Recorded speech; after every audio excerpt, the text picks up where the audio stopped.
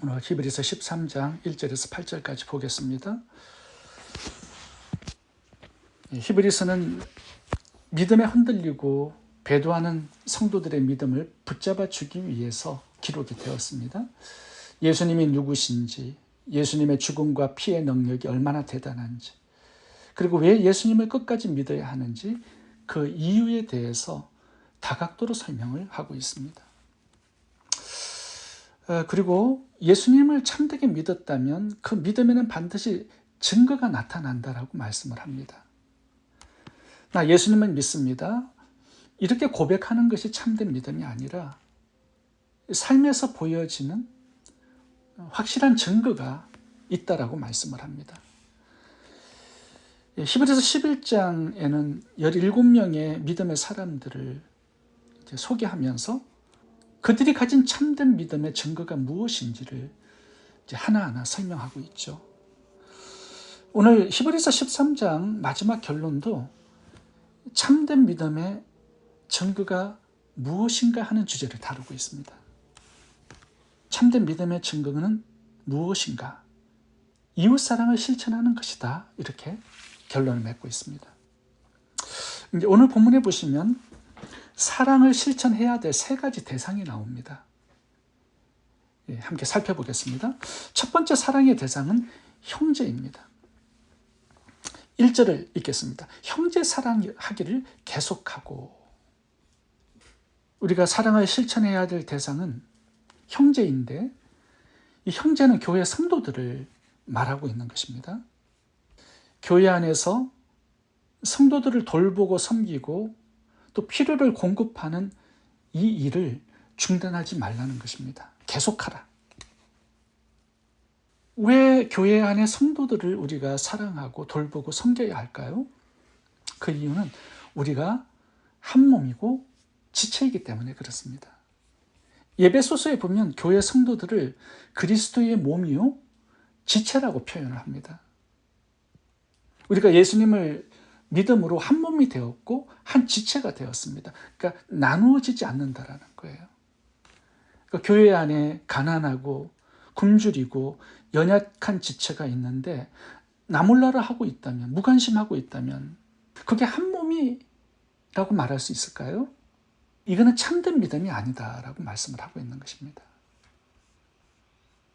우리 몸의 구조를 보면요, 연약한 지체일수록 다른 지체들이 더욱더 섬겨줍니다. 그 이유가 뭐냐 하면 그 연약한 지체가 계속 연약하게 남아있잖아요.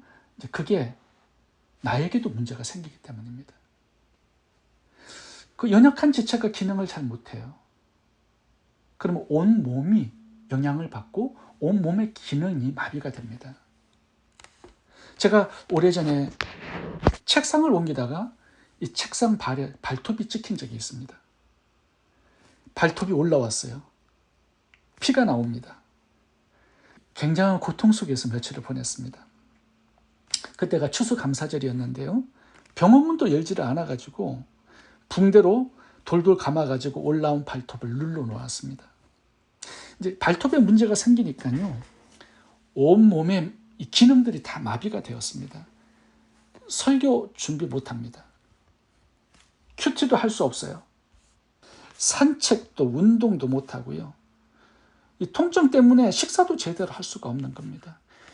저의 모든 일상이 마비되고 스탑되어 버렸습니다. 이 발톱이 정상적으로 돌아올 때까지 온몸의 지체들이요, 신경 쓰고 돌보고 섬기고 약 발라주고 붕대 감아주고 걷다가 넘어지면 안 되니까 온 몸이 신경을 쓰는 겁니다. 눈과 손, 발, 온몸이 발톱 하나의 정상화를 위해서 기도해주고 섬기고 돌보고 관심을 지속적으로 쏟아부었습니다. 정상화 될 때까지. 이 새 발톱이 날 때까지요, 한 6개월 정도 걸리더라고요. 이 발톱 하나에 온 몸의 기능과 건강과 행복이 달려있는 겁니다. 손가락에 가시 하나가 박혀도요, 온 몸이 일하지 못합니다. 그 가시를 빼낼 때까지는요. 이 교회가 그런 공동체라는 거죠. 연약한 성도들이 계속 연약해지면 교회가 행복할 수가 없습니다. 이 히브리서를 기록할 당시의 교회는요, 로마 황제들에 의해서 굉장히 큰 핍박을 받고 있었습니다. 믿음 때문에 직장도 잃고 사업도 문 닫고 이렇게 굶주리고 가난한 그런 성도들이 많았습니다. 이제 그런 성도들을 돌보아주고 필요를 공급해 줄 것을 명령하고 있는 거예요. 그것이 참된 믿음이라는 거죠. 초대교회 예루살렘 교회를 보시면 구제 사역이 얼마나 풍성했던지요. 집사님들을 7명 뽑았습니다. 그 정도로 구제 사역이 활발하고 컸다라는 거죠. 교회 안에 가난한 성도들을 돌보고 섬기고 쓸 것을 나누는 것, 그들을 내 사랑의 대상에 두는 것, 이것이 참된 믿음의 증거라고 말씀합니다. 두 번째 사랑의 대상은 손님입니다. 2절을 읽어보겠습니다. 손님 대접하기를 잊지 말라. 이로써 부지 중에 천사들을 대접한 이들이 있었느니라. 손 대접하기를 잊지 말래요. 손님은 누구일까요? 여러 종류의 손님이 있겠죠. 먼 곳에서 온 친구, 나를 방문하는 친척, 또 다른 나라에서 온 노동자도 손님으로 생각할 수 있습니다. 근데 오늘 본문의 손님은요, 믿음의 핍박 때문에 나그네로 사는 성도들을 의미하는 겁니다. 믿음의 핍박 때문에 집을 떠나고 그 동네를 떠나서 도망자로 나그네로 살아가는 이런 사람들을 손님이라고 표현을 하는 겁니다.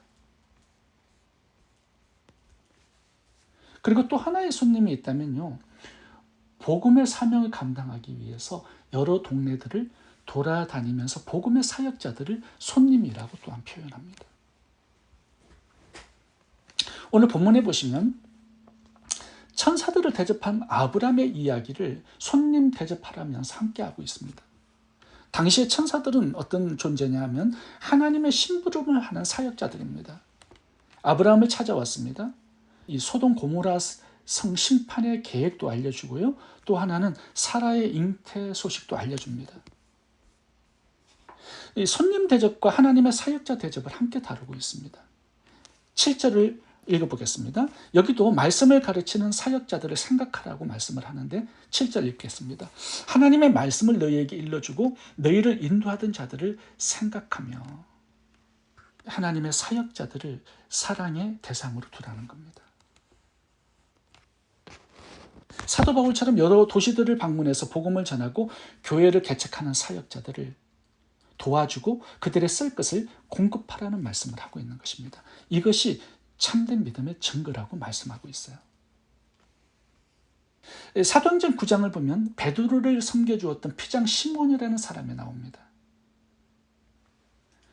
베드로가 복음을 전하기 위해서 여러 동네를 다닙니다. 교회를 개척합니다. 피장 시몬 같은 도움을 주는 그런 공급자가 없다면 베드로가 아무리 능력이 많아도 교회 개척을 하고 말씀 사역하기는 어려웠을 겁니다. 그러니까 하나님께서 이런 사람들을 팀으로 같이 동역하게 하시는 거예요. 열왕기상 17장에 보면 엘리야에게 집을 제공하고 음식을 제공해 주었던 사르밧 가부 이야기가 나옵니다. 열왕기하 4장 8절에는 엘리사의 말씀 사역을 위해서 음식을 제공한 수넴 여인이 나옵니다. 누가복음 22장을 보면요, 예수님의 마지막 성만찬을 위해서 다락방을 제공한 마가의 집 이야기가 나옵니다. 하나님의 나라는요, 동역으로 세워지는 나라예요. 그래서 하나님은 말씀 사역자, 교회 개척자들도 귀하게 여기지만 그들을 돕는 사람들도 귀한 사역자로 여기시는 겁니다. 갈라디아서 6장을 보셔도요, 말씀 사역자들의 필요를 공급하라고 명령합니다. 심고 거두는 법칙을 말씀하시면서 좋은 것을 심으라, 영적인 것을 심으라고 말씀하면서 말씀 사역자들의 필요를 공급하는 것이 좋은 것을 심는 것이고 영적인 것을 심는 것이고 좋은 것을 거두는 법칙이다라고 말씀을 하세요. 갈라디아서 6장 6절 읽어보겠습니다.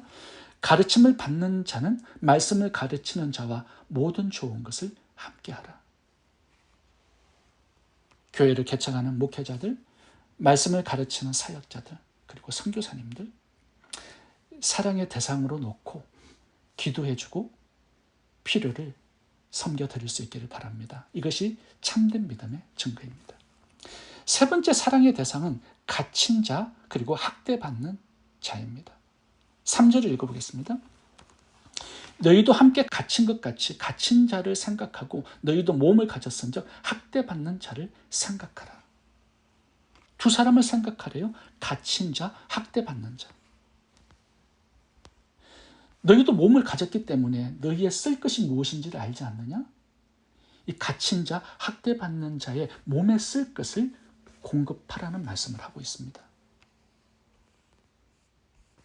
당시에 이 로마 황제의 핍박 때문에 성도들이 잡혀서 매질당하고 감옥에 갇힌 성도들이 많았습니다. 이 사람들을 도우라는 거예요. 그리고 매맞고 병든 성도들도 많았습니다.